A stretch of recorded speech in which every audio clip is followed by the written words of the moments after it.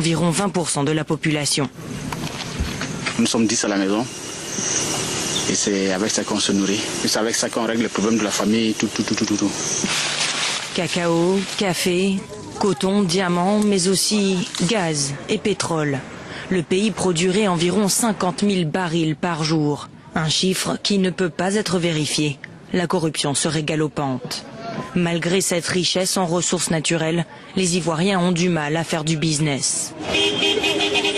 10 ans de guerre civile, crise politique, les inégalités entre les riches et les pauvres semblent grandir. Depuis la crise, là, le marché est bizarre.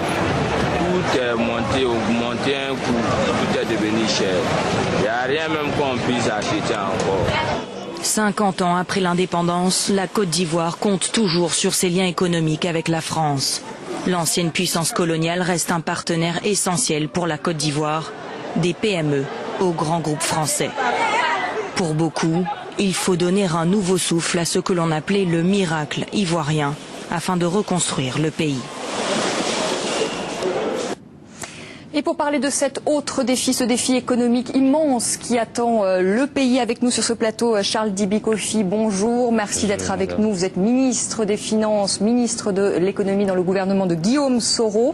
Bernard Noumi, bonjour, vous êtes vice-président de la Confédération Générale des Entreprises de Côte d'Ivoire, vice-président donc du patronat. Maximilien Lemaire, bonjour, vous êtes le président de la Chambre de commerce européenne de Côte d'Ivoire. Merci à tous les trois d'être là. Première question pour vous, Charles Dibi Kofi. Nous sommes le 25 mai. Est-ce que les salaires vont être payés à la fin du mois? Merci, madame. Je voudrais vous dire que pour un ministre des Finances, normalement dans une situation normale, le paiement des salaires n'est pas un événement, c'est une gestion courante. Là, pour une fois, le président de la République lui-même en a parlé pour la simple raison que c'était exceptionnel, après 6 mois de crise, et qu'il a pris le pari de payer les arriérés de salaire pour la population ivoirienne, pour les salariés. Vous avez payé la dernière fois 2 mois de salaire, c'est ça? 2 mois de salaire, plus les arriérés qui ont été accumulés depuis le mois de janvier. Parce qu'il y a eu des arriérés de salaire qui n'ont pas été réglés. Nous avons normalement pour 2 mois de salaire, la masse globale est de 160 milliards. Là, nous avons injecté près de 182 milliards.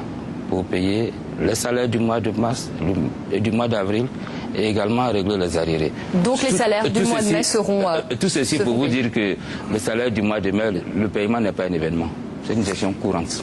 Alors, pour rebondir, Monsieur Dibi, sur le sujet qu'on a vu, on sait que la filière cacao est minée, rongée par la corruption. Comment faire pour combattre ce fléau? Vos prédécesseurs ont tenté, en tout cas s'étaient engagés à combattre ce fléau. On ne peut pas dire que ça a été une grande réussite. Qu'est-ce que vous comptez faire? Bon, disons que en ce qui concerne la gestion des flux financiers et physiques de la filière café-cacao, déjà, en tant que ministre dans le gouvernement du Premier ministre Soro, nous avons pris des engagements avec nos partenaires que sont la Banque mondiale et le Fonds monétaire international.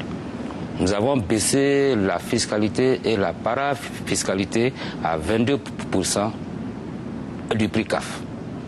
Ceci pour permettre de ne pas mettre trop de pression sur le paysan et faire en sorte qu'on puisse garantir un minimum pour les recettes fiscales de l'État. Nous nous sommes entendus sur ce point. Nous sommes allés plus loin pour faire connaître, si vous voulez, le niveau de flux physique et de flux financiers dans le secteur. Mais ce n'est pas suffisant. Le président de la République s'est engagé à faire une réforme de profondeur pour que la filière reste viable et qu'elle puisse profiter non seulement aux paysans qui deviennent un véritable agent économique parce qu'ayant un revenu substantiel pour se prendre en charge, mais également garantir les recettes de l'État, celles qui viennent alimenter le budget, et permettre également aux investisseurs du secteur de pouvoir avoir leur retour sur ce qu'ils ont misé comme investissement. Mais pardonnez-moi, monsieur le ministre, cette réforme, ça veut dire moins d'intermédiaires dans cette filière? C'est sur cette piste que vous allez travailler? Bon, quand vous me parlez d'intermédiaires, tout dépend. Si, je dirais, l'exportateur utilise, si vous voulez, des personnes pour aller bord champ pour acheter le produit et venir lui livrer, ça c'est son organisation personnelle. Mais nous, ce que nous disons, c'est qu'une fois que le prix Borchamp est donné, que ce prix Borchamp soit respecté. Est-ce que vous voyez? Et que ce que nous laissons comme fiscalité ou parafiscalité dans le marché ne soit pas capté par justement ce genre de personnes. Et que ça puisse aller vers le paysan, comme on l'a souhaité. C'est pour ça que dans nos discussions avec la Banque mondiale, je leur ai dit, je veux bien céder une partie de la fiscalité au profit du paysan. Mais donnez-moi la preuve que ça ira effectivement aux paysans et non que ça ne sera pas capté par ces intermédiaires. Aujourd'hui... Pardonnez-moi, ces intermédiaires, vous êtes en mesure de les contrôler ou de les discipliner? Mais vous savez, quand vous êtes en marché, en système de marché, et que c'est la concurrence et que c'est le marché qui joue le jeu, on n'est pas en système directif. Mais il faut quand même essayer de mettre un minimum de garde-fous. Je pense que ce que vous voulez dire, c'est en fait toutes les personnes qui gravitent autour de la filière et qui n'ont rien à y faire. Je crois que c'est ça que vous parlez. Et Dieu sait s'il y en a. Voilà, mais je crois que ce qu'il faut, c'est que tous ceux qui, normalement, doivent être dans le système, y soient. Chacun accomplissant son devoir pour avoir le revenu qu'il en attend et qui est un revenu juste. Je crois que c'est ça qui est important. C'est d'autant plus important pour nous que la filière agricole est une filière qui utilise aujourd'hui, disons, pratiquement 60% de la main-d'œuvre active de la Côte d'Ivoire. Donc c'est un domaine qui n'est pas à négliger. Donc ça demande, je pense que le gouvernement a pris la décision de réorganiser cette filière, d'entreprendre des réformes. Nous l'y encourageons vivement, parce qu'effectivement, pour nous, c'est une niche importante de main-d'œuvre et de ressources financières. Je crois que c'est cela. Les intermédiaires, en tant que tels, je crois qu'il faut distinguer, monsieur le ministre a raison de dire, que vous entendez par intermédiaire. Est-ce les gens qui, dans le cadre normal disons, de cette activité économique, interviennent parce qu'on a besoin de mettre en relation des gens, on a besoin de vendre, on a besoin d'acheter? Ceux-là, à mon avis, ce sont les intermédiaires que j'appelle les intermédiaires légaux et qui sont dans le système. Mais ceux qui, justement, profitent pour s'enrichir indûment et qui n'ont rien à y faire, effectivement, nous pensons qu'il faut absolument les mettre hors de portée. Maximilien Lemaire, de quoi ont besoin aujourd'hui les entreprises en Côte d'Ivoire après avoir traversé cette crise, des entreprises qui sont très souvent à genoux aujourd'hui? Merci. Oui, en effet, les nombreuses entreprises, je dirais tout le tissu d'entreprises du pays a considérablement souffert des 5 derniers mois de crise, ajouté à des problèmes de gouvernance même pour les périodes antérieures. Mais en effet, les 5 derniers mois ont été très pesants. Alors de quoi les entreprises ont besoin? Nous sommes au niveau de la Chambre européenne, comme le fait la CGECI et la Chambre de commerce et d'industrie, nous fédérons tous nos efforts pour faire l'inventaire. Actuellement, clairement, il y a eu pas mal de dégâts d'abord humains. Et tous, nous avons connu hélas beaucoup de décès et de blessés dans nos entreprises. Au-delà de ça, en effet, il y a eu des arrêts de production, donc des pertes d'exploitation. Ensuite, dans les dernières semaines, pas mal de destruction, d'incendies et de pillages. Nous sommes en train de faire l'inventaire. Alors, de quoi avons-nous besoin? Je ne me permettrai pas de paraphraser le patronat ivoirien, mais ce dont on a besoin, c'est vrai, on a besoin d'accompagnement, et privé et public. Et est-ce que la machine peut redémarrer? Est-ce que vous êtes en mesure de dire que dans les jours ou dans les semaines qui viennent, les principales entreprises ivoiriennes vont redémarrer et se remettre à produire? Sans hésiter. Je crois qu'il faut faire une distinction. Oui, je crois qu'il a dit une chose qui est importante, c'est que nous faisons un état des lieux. Parce que les entreprises n'ont pas été, disons, détruites au même niveau. Certaines ont été partiellement détruites.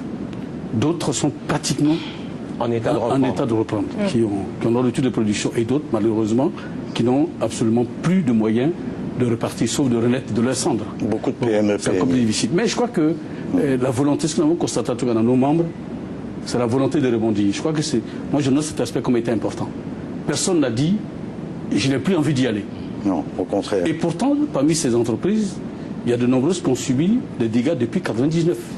99, 2002, 2004, 2011. Pourtant, ces chefs d'entreprise-là ont toujours la volonté, c'est normal. En fait, si vous êtes chef d'entreprise et que vous cessez de l'être, vous n'existez plus. Alors justement, Bernard Ndoumi, nous avons rencontré un chef d'entreprise qui travaille dans le BTP. Son chantier a été mis à l'arrêt durant la crise. Issa Diabaté nous parle de ses difficultés. Nous sommes à la Riviera, quartier résidentiel d'Abidjan, et nous sommes sur le chantier d'Issa Diabaté. Issa, bonjour. Bonjour. Alors ça s'est passé pour vous comment lors des combats ici à Abidjan, hein? Difficile.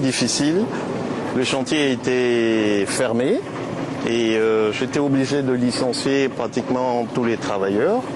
On n'avait même pas de gardien, donc il y avait que les FDS, les partisans de Laurent Gbagbo, les militaires de Laurent Gbagbo, qui avaient éventuellement décidé de fermer le quartier.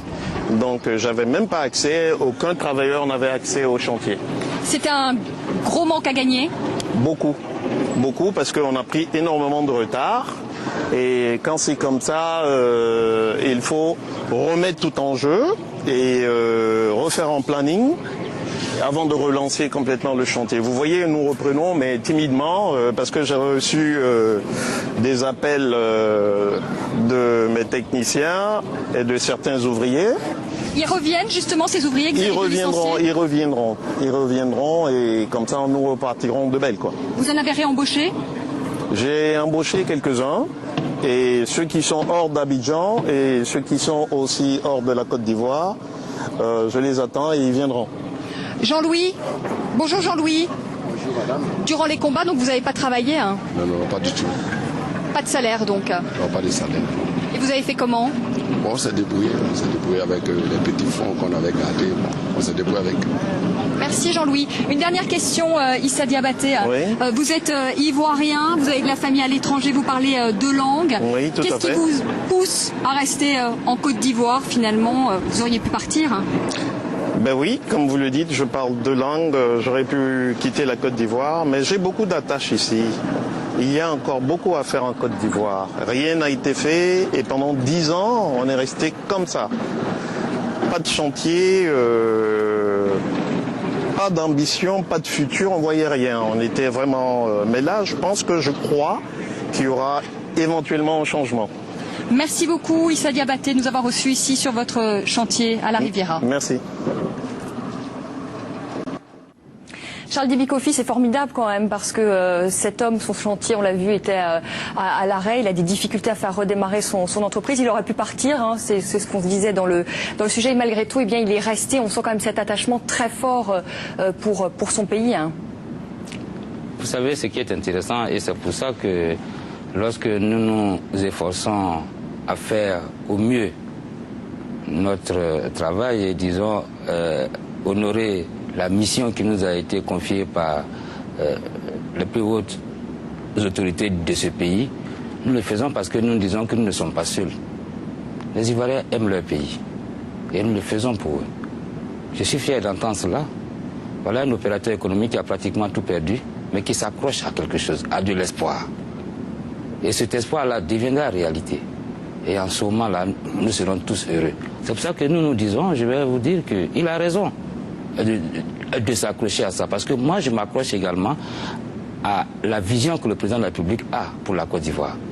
Moi, je pense, à travers les instructions qu'il me donne, que d'ici un horizon de 5 ans, nous allons avoir un taux de croissance de notre produit intérieur brut qui va osciller entre 7 et 8%.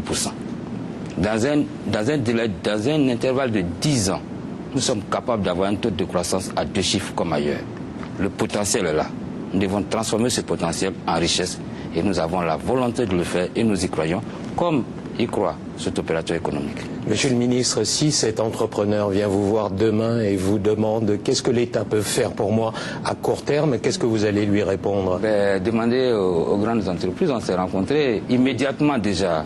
L'État, le président de la République l'a annoncé, une allocation de 6 milliards a été faite au profit de ces entreprises-là pour les accompagner dans la reprise de leurs affaires. Vous allez les exonérer d'impôts, ces entreprises, pour 2011. Vous pouvez vous y engager? C'est prévu. C'est prévu. C'est un engagement ferme que vous prenez là. Non, et je vais plus loin pour vous dire que le président de la République refuse qu'il y ait une nouvelle fiscalité. Il ne veut pas d'augmentation de fiscalité, mais